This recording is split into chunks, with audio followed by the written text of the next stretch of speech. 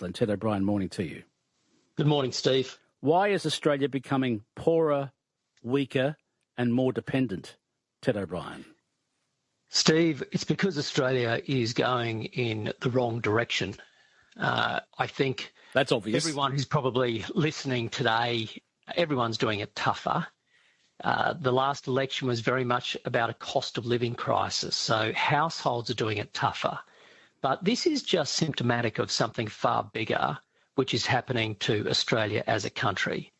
Compared to our peers, we are going backwards, especially when it comes to economic measures like productivity. We are not growing fast like we used to. We are deindustrialising a lot of our key industries. And as a result, as an economy overall, we're just getting poorer. And it might sound crude to some, Steve, but in a very volatile world, if you want to be strong, well, you have to be rich. And if we continue down a path of poverty as a nation, then not only will we be poorer in the future, but we will be weaker and will be more dependent on foreign powers for our supply chains. That's the wrong direction for Australia. And so a fundamental shift is needed to return Australia so that when it comes to our kids and theirs, we bequeath them a nation which is actually prosperous, strong and fiercely independent. That's the end goal for me. Now, a month down from the federal election, why weren't you able to prosecute that argument during the federal election, Ted O'Brien? Steve, I think we've got a lot of lessons to learn from the federal election. There's no doubt that the Liberal Party was hit and hit badly, and we can't look around and point the fingers everywhere else. We've got to learn our own lessons with that. I think there were some arguments we didn't prosecute strongly. There were some lies by the Labor Party that we were not effective in dismantling. And I think we need to be very clear about a positive vision for the country. We need to be more values-led as a political movement. We need to be future-focused. And more than anything, we have to have an agenda which puts a strong economy at the centre. That's our approach moving forward, I believe, Steve. Has the review into your loss started yet? Yes, it has. Who's doing it, do you know? There's going to be different components of the review. And so each of us individually are doing our own reviews within our own seats. So I've been doing that, going around my own electorate on the Sunshine Coast in a very formal way. And my colleagues are doing likewise. There will, in addition to that, be a formal review. That formal review has not yet started. Of course, there are a lot of discussions at the moment scoping that up, but that'll ultimately be decided by the federal executive of the Liberal Party. Anthony Albanese, Prime Minister, has had a major coup or a win in my mind today when Labor has managed to coax a Greens senator from Western Australia to join the Labor Party. I haven't checked the figures today, but I think that means that the Labor Party has total control of both the lower house and the upper house, the Senate. Would that be correct? Well, I was looking up that exact same thing, Steve, about 5 minutes before we spoke. It certainly does lift Labor to 28, I believe, but I think it's still short. They're still short in the Senate. Yeah, I believe so, but don't take my word for that because I was only myself trying to look up that. I haven't done the numbers myself, but that shows in my mind the confidence and the strength of the Albanese team at the moment, Ted O'Brien. Well, it certainly does from a numbers game. It also speaks to the natural affinity between the far left of Australia, the Greens, which really are an anarchist protest party, and the Labor Party. You don't jump from one party to another without having hand-on-heart alignment. And that's what you do have between the Greens and Labor. Ted O'Brien is the Deputy Leader of the Federal Opposition. He's Shadow Treasury spokesperson and also the member for Fairfax based here in Queensland. Ted O'Brien, you, in a statement, I think you released it yesterday, you observed that gross debt in Australia will hit $1 trillion over the coming year. Isn't the main reason for this gross debt is because Former LNP Prime Minister Scott Morrison did something in conflict with Liberal values. He splashed cash around during the pandemic, did a widely condemned GST deal with West Australia state government, something that even now Queensland's Treasurer has strongly criticised. In other words, isn't that an own goal for the opposition? Steve, I think if you look at different governments over the years, I think it's not hard to try to point to any particular point in time and say, well, that has contributed to Australia's debt levels. Did we increase our debt obligations through the pandemic? Yes, we did. I would argue, nonetheless, that that was done for a reason. It saved lives. It kept businesses in play. And there'll be a lot of listeners today who were beneficiaries, especially of JobKeeper. We were able to keep individuals with it. But nonetheless, yes, debt went up. What is of more concern to me is outside of times of economic shock, such as a pandemic or a GFC, we have an enormous uplift in spend, and we are seeing debt climb higher and higher. That's what's happened over the last 3 years in the absence of any major economic shock. And in the year ahead, we will see debt hit $1 trillion, which really is, I mean, Steve, look, you and I, we might carry the burden of that a little bit, but really it's the young people today. It's kids who are, now being born. Effectively, what government is now doing under Labor is they are going on spending sprees, and they are using the credit cards of Australian children who will be lumped with this in years to come. And this goes to my earlier point.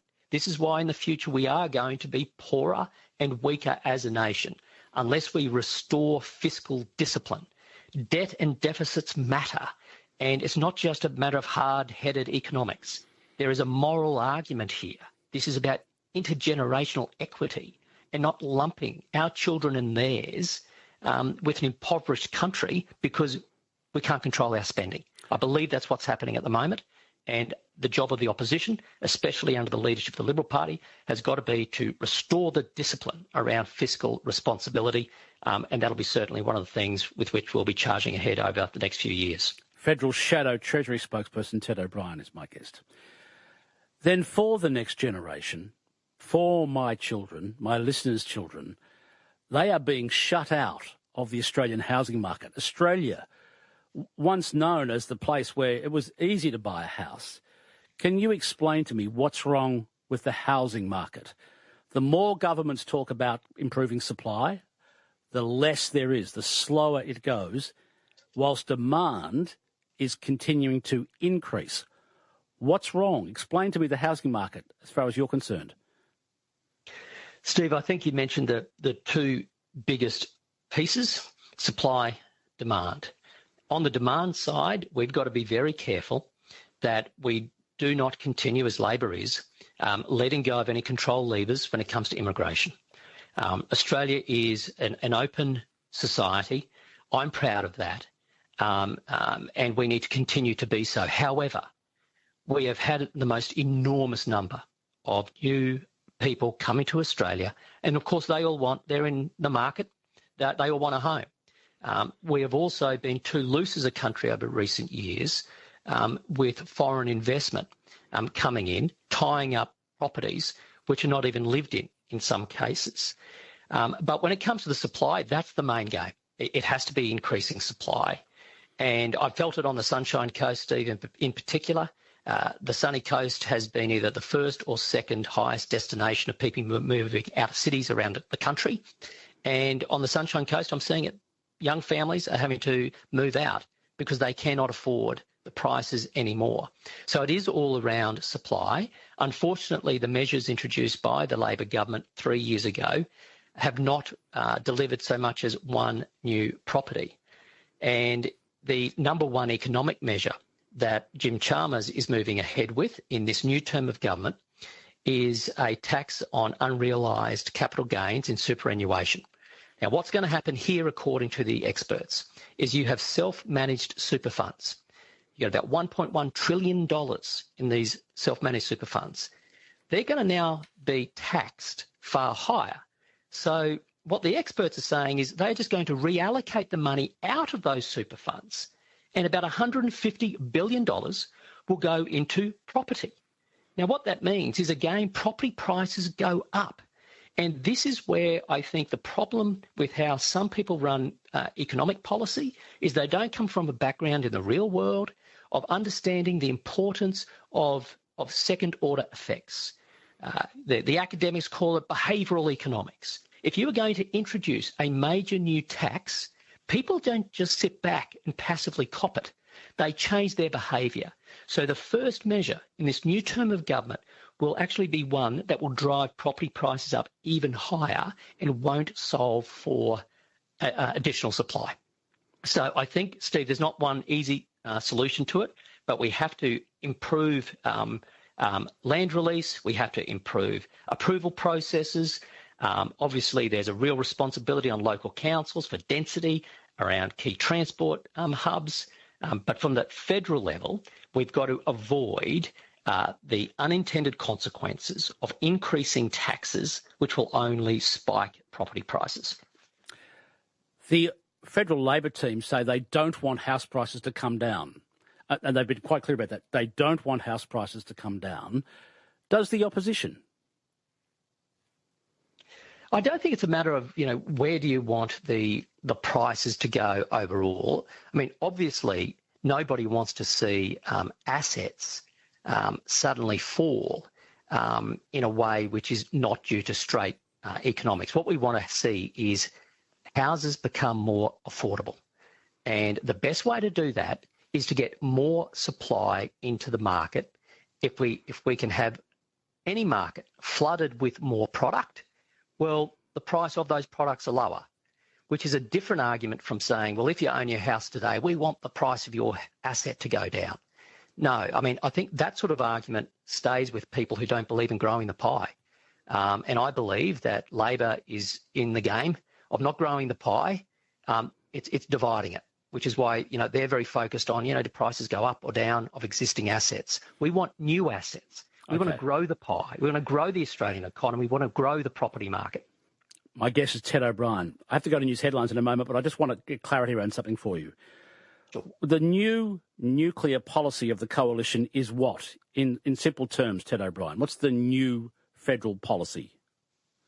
So we will be taking our time to work out the detailed energy policy. What we have agreed as Liberals and Nationals as part of our coalition agreement is a principle that we will start by lifting the moratorium for nuclear energy in Australia. But as for the building, the owning, the operating, the financing, the details of that policy we will take our time to work out.